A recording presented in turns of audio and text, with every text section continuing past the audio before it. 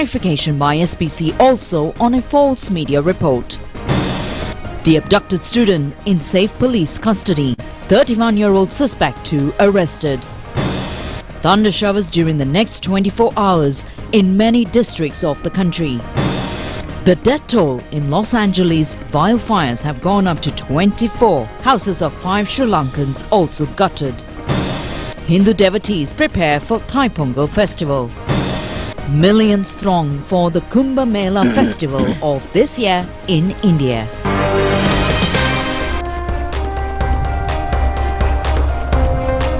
Moving on to the stories in detail today is Duru full moon poya day.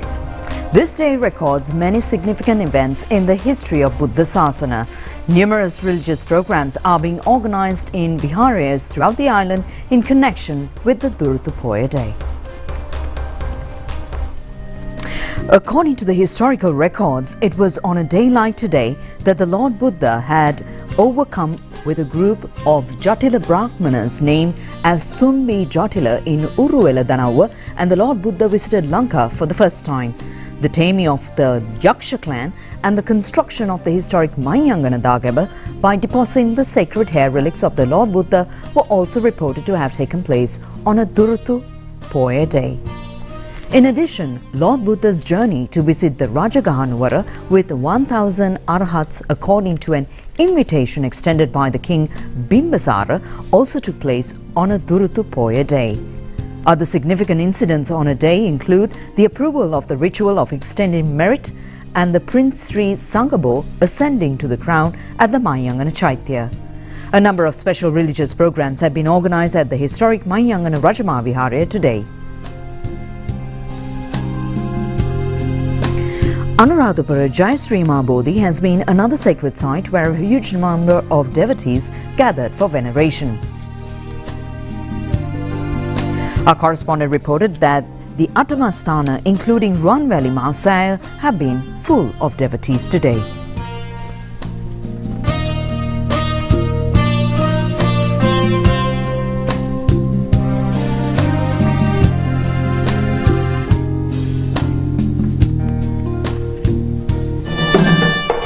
A large number of devotees attended the Sri Dalata Maligav in Kandy this morning.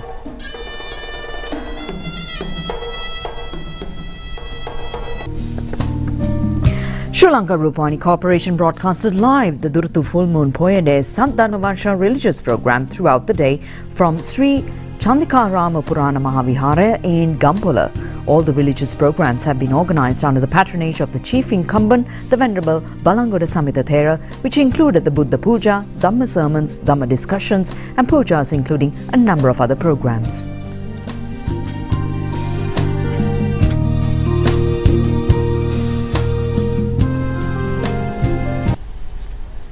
President Anukumar Dissanayake leaves the island tonight for China. That's for 4 days official visit, and he will visit under the invitation of his Chinese counterpart Xi Jinping. The president will conclude the visit on the 17th of this month.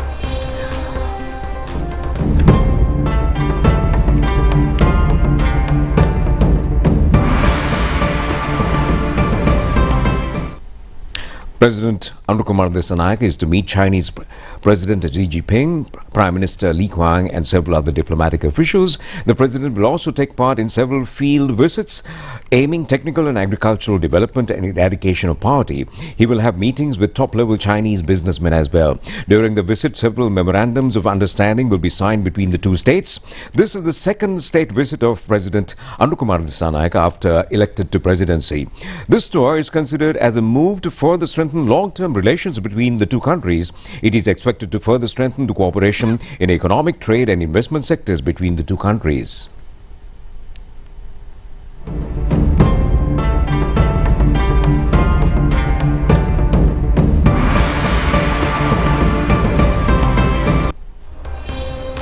The Telecommunications Regulatory Commission of Sri Lanka informs that the news circulating in social media recently that the mobile service providers have increased the prices of their packages is false. Issuing a special announcement to the media, the Commissioner stresses this matter. Director of the Telecommunications Regulatory Commission, Indrajit Handapangwada, said that no mobile service provider has been allowed to increase the prices of their mobile packages according to the powers vested with the Commission by the Telecommunications Act number 25 of 1991. He said that when the Commission got to know about this news, the Commission inquired all service providers regarding this matter. He further said that accordingly, the all service providers have informed the Telecommunications Regulatory Commission in writing that they have not increased the prices of any package.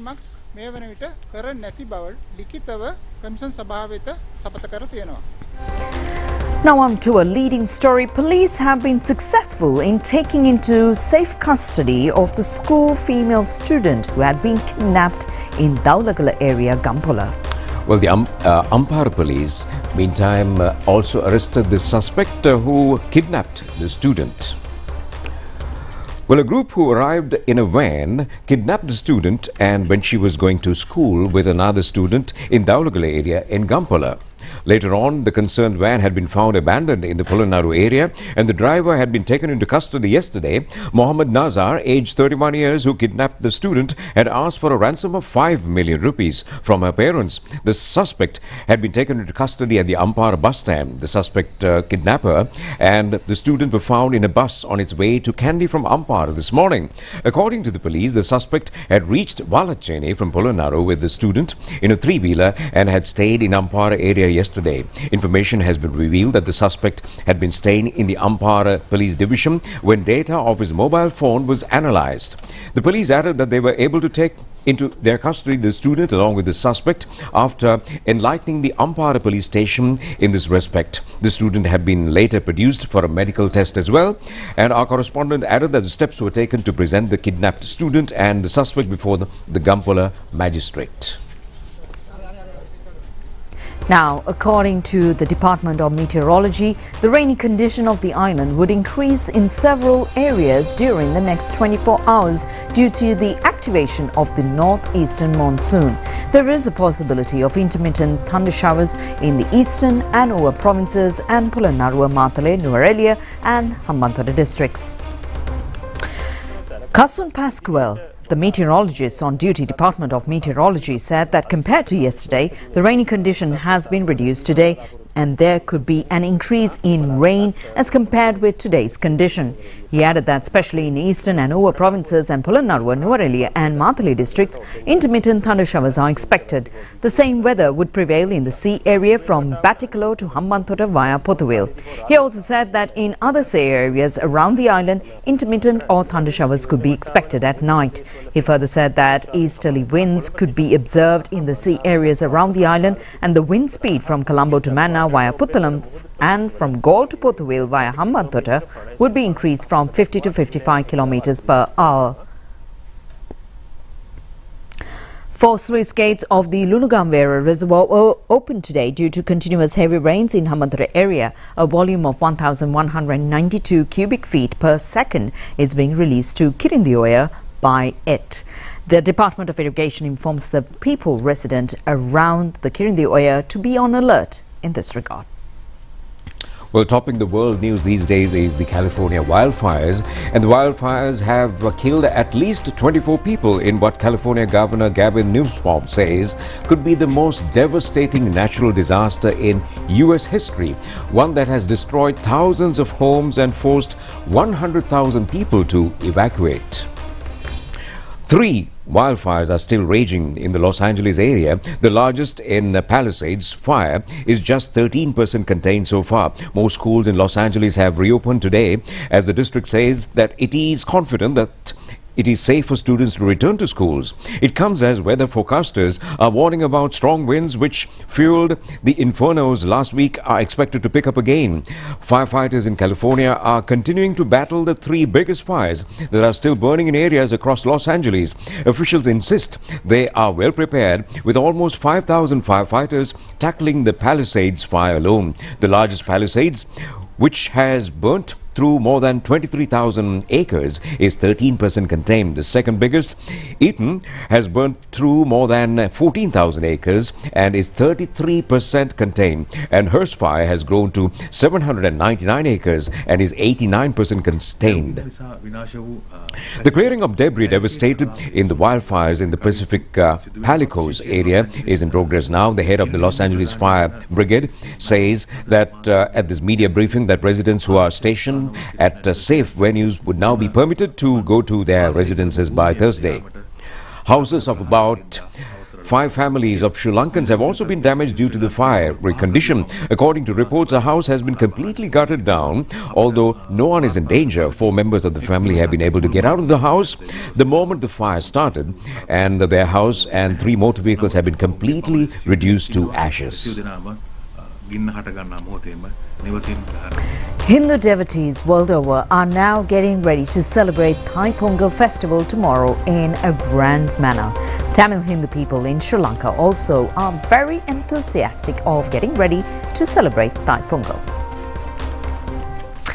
Tamil people in Jaffna district were seen today busy purchasing fruits and other essentials to celebrate Thai Pongal. Large crowds have gathered at public fairs at the Tirunelveli area in Jaffna.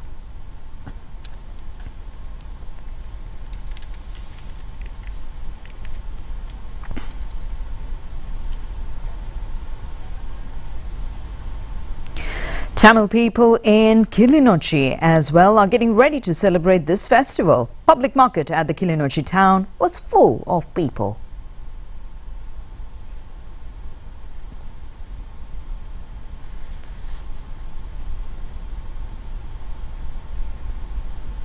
Hindu devotees in the Manna district are also getting ready to celebrate Thai Pongal on a high note. People in Vaunia district are getting ready for this festival, buying various items at the market. They have come to shops to buy food items, clothes, ornaments, earthenware and many other things.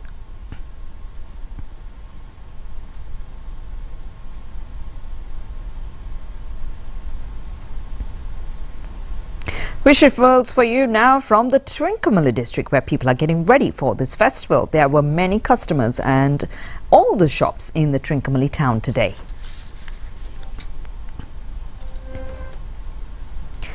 People in Batticaloa district as well are getting ready to celebrate Thai Pongal. Shops and markets were full of people.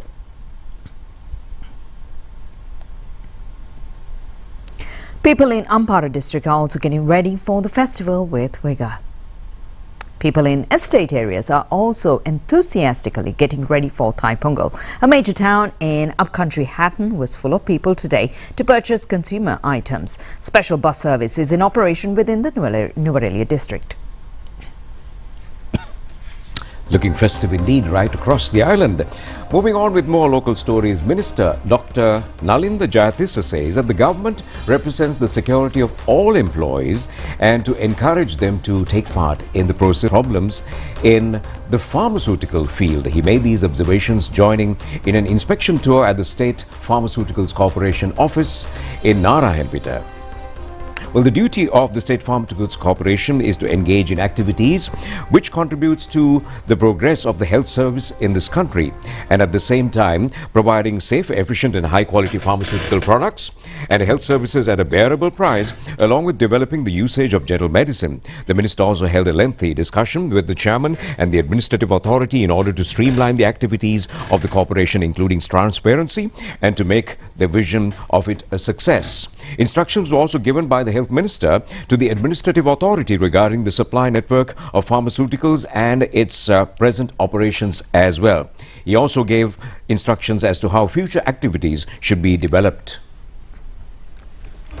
The State Pharmaceuticals Corporation stresses that the news circulated on social media that the corporation has granted a tender of purchasing mouthwash to a blacklisted company is utterly false.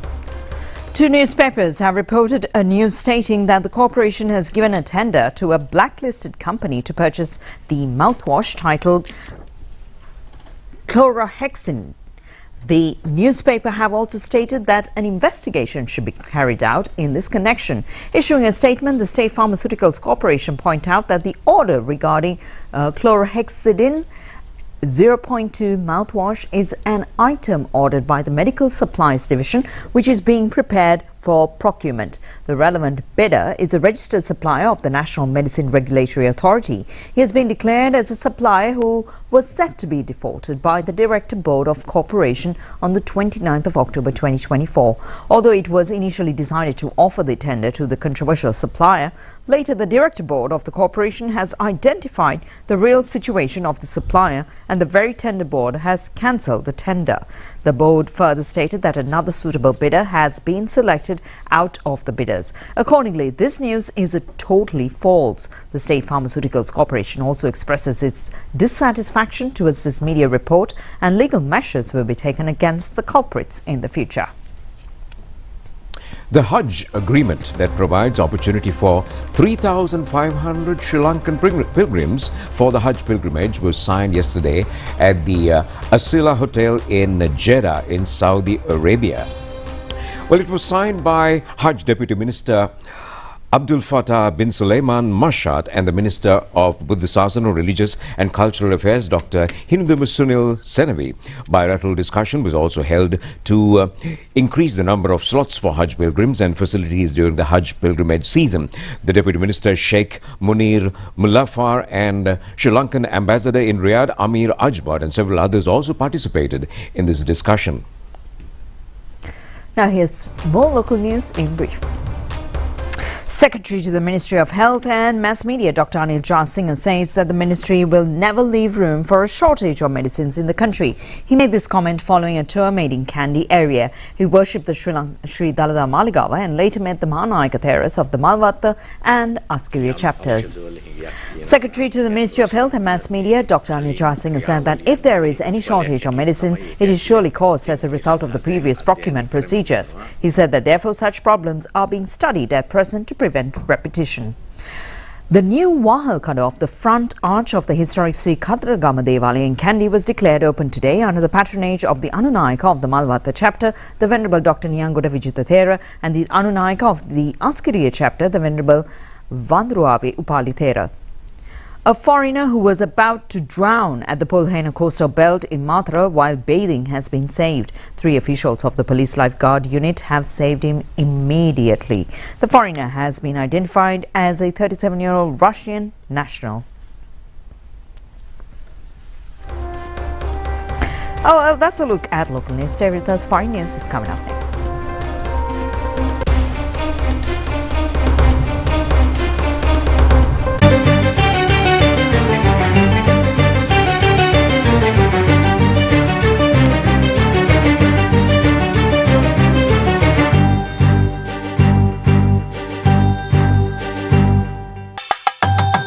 மகள் மாலை 6:30க்கு உங்கள் நேத்ரா டிவியில்.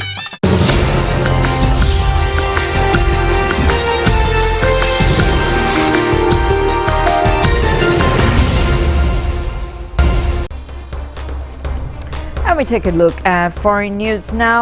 Millions of Hindu devotees have arrived at the Prayagraj in the northern Indian state of Uttar Pradesh for the Maha Kumbh Mela routed festival, one of the largest religious gatherings in the world. Over the next 3 weeks, devotees and holy men will bathe at the confluence of 3 holy rivers, the Ganges, the Yamuna and the mythical Saraswati, and take part in elaborating rituals. Hindus believe that a dip in the holy water will cleanse them of their past sins and then end their process of reincarnation. Traditionally, Kumbh Melas are held every 3 years on dates prescribed by astrology and a cycle between 4 riverbanks pilgrimage sites, Prayagraj, Harindwar and along the river of Ganges, Nashik along the river Godavari and Ujjain along the river Shipra. The most auspicious of these occurs in cycles of 12 years and is called the Maha Kumbh and is only held in Prayagraj. Hindus believe that the mythical Saraswati river once flowed from the Himalayas through Prayagraj and is meeting there with the Ganges and the Yamuna. Indian authorities have said that more than 400 million people, including tourists, are expected to arrive over the next 45 days. That's more than the population of the US and about 200 times the 2 million pilgrims who arrived in the Muslim holy sites of Mecca and Medina in Saudi Arabia for the annual Hajj pilgrimage last year. A vast ground spread over 40 square kilometers along the banks of the rivers have been converted into a sprawling tent city equipped with more than 3,000 kitchens, 150,000 restrooms, divided into 25 sections. The tent city also has housing, roads, electricity, water communication, towers and 11 hospitals. Indian Railways has also introduced more than 90 special trains, and aside from the regular trains that will make about 3,300 trips during the festival to transport devotees. And about 50,000 security personnel are also stationed in the city to maintain law and order and for crowd management. More than 2,500 cameras, some powered by AI, will send crowd movement and density information to 4 central control rooms where officials can quickly deploy personnel to avoid stampede. Well, from the gigantic festival in India, we're moving on to Japan, where an earthquake of 6.8 magnitude struck Japan's southwestern region this evening, prompting authorities to issue a tsunami advisory. Well, the Japan Meteorological Agency issued a tsunami advisory for waves up to 1 meter following the earthquake of the Miyazaki prefecture in the Kyushu region around 9:19 p.m. local time. And the agency said that tsunamis strike repeatedly and public are advised not to enter the sea or go to coastal areas. Either the U.S. Geological Survey revised its earthquake estimate down from 6.9 magnitude, saying there was no tsunami threat from this quake.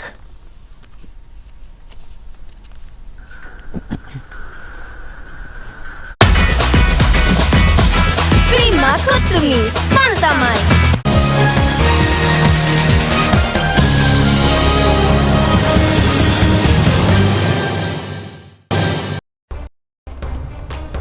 Going to start with a little bit of cricket. The head coach of the Sri Lanka cricket team, Sanat Jayasuriya, says that the team should prepare for the upcoming cricket tournament, with Australia rectifying shortcomings which came in the way during the New Zealand tour. And also he makes this statement when the team arrived in the island early this morning, completing the New Zealand cricket tour. Well, the Sri Lanka cricket team left for New Zealand to participate in the 3 one-day internationals and 3 T20 matches. Sri Lanka lost both T20 tournament and the ODI series 2-1.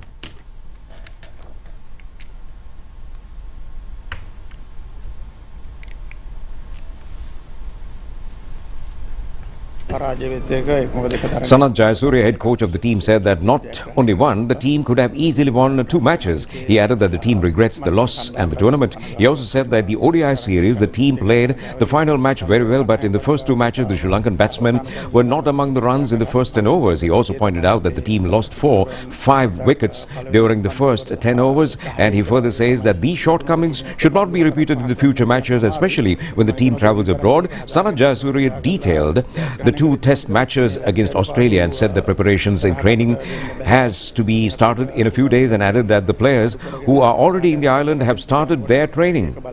Australia දෙක තියෙන test තරඟ දෙක තියෙන ගාල්ලේ මේ මාසේ අන්තිමට ඉතින් ඒකට දැන් ආරම්භ කරන්න පුහුණුවීම් කටයුතු ආරම්භ කරන්න ඕන තව දවස් කිහිපයකින් අනිත් ක්‍රීඩකයෝ මෙහි ඉන්න ක්‍රීඩකයෝ ඒ පුහුණුවීම් කටයුතු ආරම්භ කරලා තියෙනවා.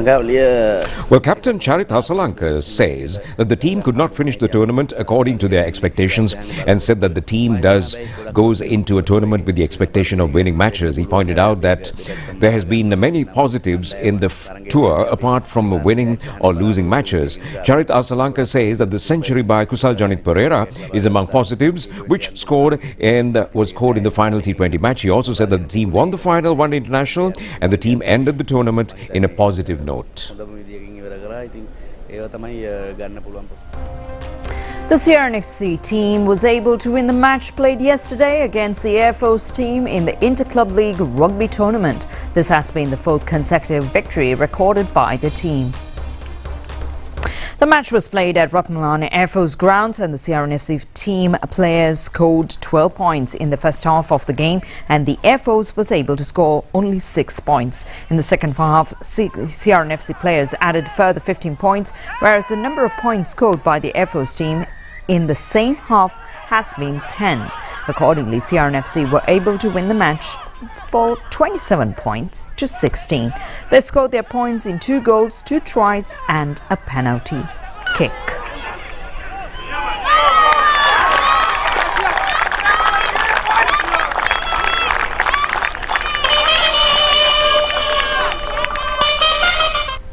Moving on to under 13 cricket, Colombo DS Saranaka College and Rathgama Devapatiraja Vidyalaya teams were able to become co-champions of the under 13 All-Ireland A category league tournament, cricket tournament, and the finals were played at the St. John's College grounds in Panadura yesterday. Well, 77 teams competed the tournament. Devasaranaka and Devapatiraja teams qualified for the finals. Batting first, Devapatiraja team scored 202 runs for 7 wickets. In the first innings, Captain Dineth Sanjitha scored 40. In reply, Devasaranaka team was 42 runs for no wickets at the end of the play, and match ended in a draw, and both teams were named as co-champions.